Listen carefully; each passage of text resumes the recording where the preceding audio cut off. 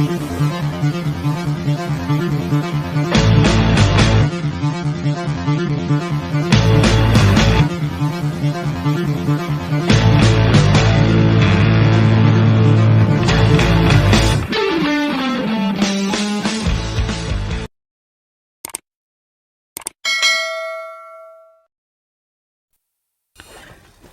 मित्रों, अपने चैनल में सभी श्रोताओं का स्वागत करता हूं। आज की प्रस्तुति में सुन रहे हैं मुंशी प्रेमचंद जी के उपन्यास वरदान की 14वीं कड़ी। यह एक धारावाहिक प्रस्तुति है। 13 कड़ियां पहले प्रस्तुत की जा चुकी हैं। ब्रजरानी की विदाई के पश्चात सुबामा घर का रूप ऐसा सूना हो गया मानो पिंजरे से सुआ उड़ गया। वह इस घर का दीपक और शरीर की प्राण थी। वह घर है पर घर वही है पर चारों ओर उदासी छाई हुई है। रहने वाले वही हैं पर सबके मुख मलिन और नेत्र ज्योतिहीन हो रहे हैं। वाटिका वही है पर ऋतु पतझड़ की है। विदाई के 1 मास पश्चात मुंशी संजीवनलाल भी तीर्थ यात्रा करने चले गए। धन संपत्ति सब प्रताप की समर्पित कर दी। अपने संग मृगशाला, भगवत गीता और कुछ पुस्तकों के अतिरिक्त कुछ न ले गए। प्रतापचंद्र की प्रेमाकांक्षा बड़ी प्रबल थी पर इनके साथ ही उसके दमन की असीम शक्ति भी प्राप्त थी। घर की एक एक वस्तु उसे विरजन का स्मरण कराती रहती थी। यह विचार एक क्षण के लिए भी दूर न होता, यदि विरजन मेरी होती तो ऐसे सुख से जीवन व्यतीत होता। परंतु विचार को वह हटाता रहता था। पढ़ने बैठता तो पुस्तक खुली रहती और ध्यान अन्यत्र जा पहुंचता। भोजन करने बैठता तो विरजन का चित्र नेत्रों में फिरने लगता। प्रेमाग्नि को दमन की शक्ति से जब दबाते दबाते उसकी अवस्था ऐसी हो गई मानो वर्षों का रोगी है। प्रेमियों को ऐसी अभिलाषा पूरी होने की आशा हो या न हो, परंतु वे मन ही मन अपनी प्रेमिकाओं से मिलने का आनंद उठाते रहते हैं। वे भाव संसार में अपने प्रेम पात्र से वार्तालाप करते हैं, उसे छेड़ते हैं, उससे रूठते हैं, उसे मनाते हैं और इन भावों से उन्हें तृप्ति होती है और मन को एक सुखद और रसमय कार्य मिल जाता है। परंतु यदि कोई शक्ति उन्हें इस भावोत्थान की सैर करने से रोके, यदि कोई शक्ति उन्हें ध्यान में भी उस प्रियतमा का चित्र न देखने दे, तो उन अभागे प्रेमियों की क्या दशा होगी। प्रताप इन्हीं अभागों में था। इसमें संदेह नहीं था कि यदि वह चाहता तो सुखद भावों का आनंद भोग सकता था। भाव संसार का भ्रमण अतीव सुखमय होता है, पर कठिनता तो यह थी कि वह विरजन का ध्यान भी कुत्सित भावनाओं से पवित्र रखना चाहता था। उनकी शिक्षा ऐसे पवित्र नियमों से हुई थी और उसे ऐसे पवित्रात्माओं और नीतिपरायण मनुष्यों की संगति से लाभ उठाने के अवसर मिले थे कि उसकी दृष्टि में विचार की पवित्रता की भी उतनी ही प्रतिष्ठा थी जितनी आचार की पवित्रता की। यह कब संभव था कि वह विरजन को, जिसे कई बार बहन कह चुका था और जिसे अब भी बहन समझने का प्रयत्न करता रहता था, ध्यानावस्था में भी ऐसे भावों के केंद्र बनाता जो कुवासनाओं से भले ही शुद्ध हों पर मन के दूषित आवेगों से मुक्त नहीं हो सकते थे। अब तक मुंशी संजीवनलाल विद्यमान थे। उनका कुछ न कुछ समय उनके संग ज्ञान और धर्म चर्चा में कट जाता था, जिससे आत्मा को संतोष होता था।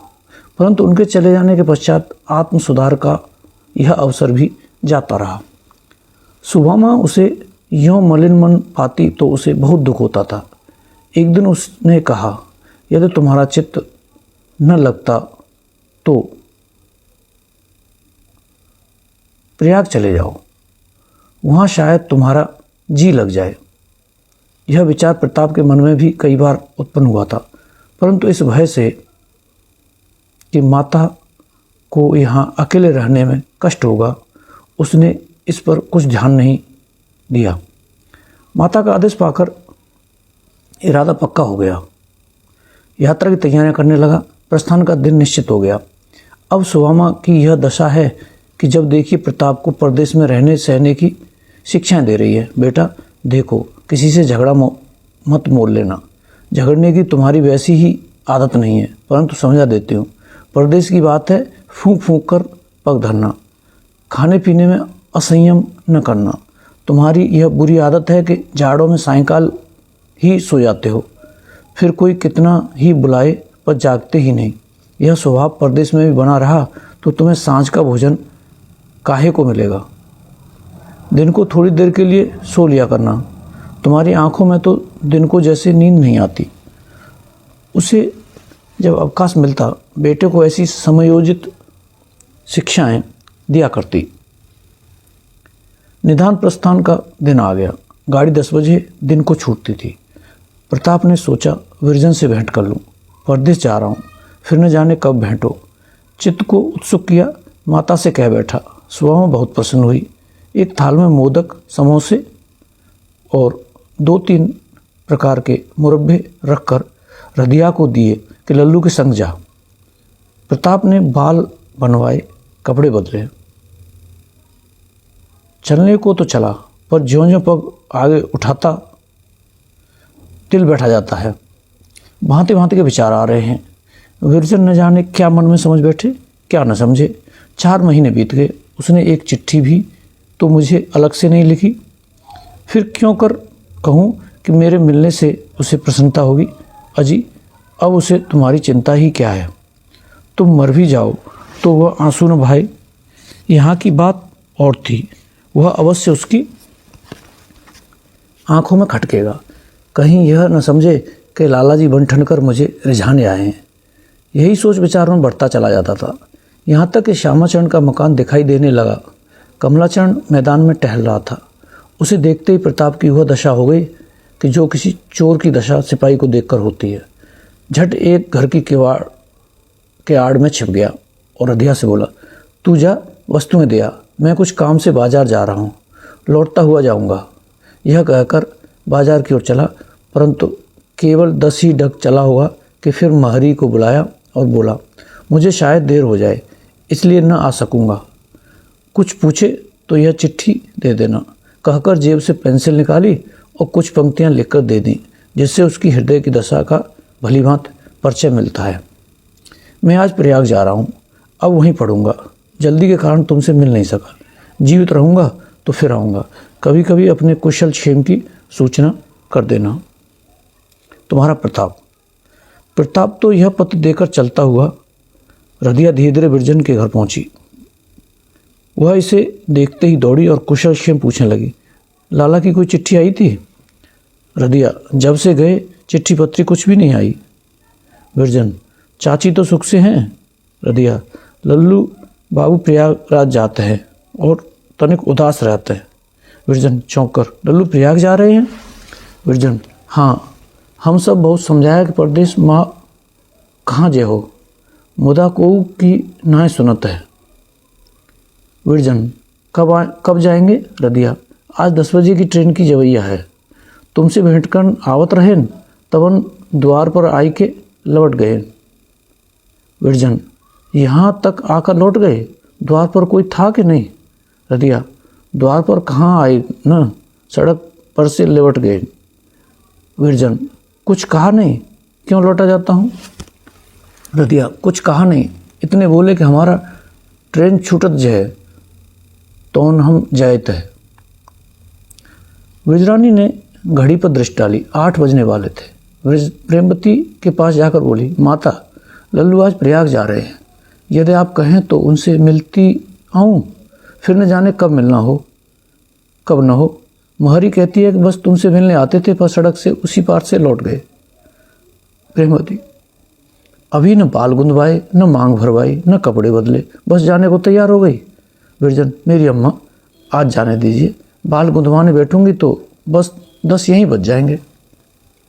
प्रेमवती, अच्छा तो जाओ, पर संध्या तक लौट जाना। गाड़ी तैयार करवा लो, मेरी ओर से सुदामा को पालागन कह देना। विरजन ने कपड़े बदले, माधवी को बाहर दौड़ाया कि गाड़ी तैयार करने के लिए कहो, और तब तक कुछ ध्यान न आया। रदिया से पूछा, कुछ चिट्ठी पत्री नहीं थी। रदिया ने पत्र निकाल कर दे दिया। विरजन ने उसे हर्ष से लिया, परंतु उसे पढ़ते ही उसका मुख कुमला गया। सोचने लगी कि वह द्वार तक आकर क्यों लौट गए, और पत्र भी लिखा तो उखड़ा और अस्पष्ट। ऐसी कौन जल्दी थी? क्या गाड़ी के नौकर थे? दिन भर में अधिक नहीं तो 5-6 गाड़ियाँ जाती होंगी। क्या मुझसे मिलने के लिए उन्हें 2 घंटे का विलम्ब भी असह्य हो गया? अवश्य इसमें कुछ न कुछ भेद है। मुझसे क्या अपराध हुआ?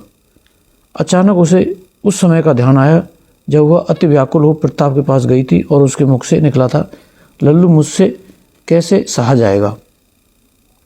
विरजन को अब से पहले कई बार ध्यान आ चुका था कि मेरा उस समय उस दशा में जाना बहुत अनुचित था,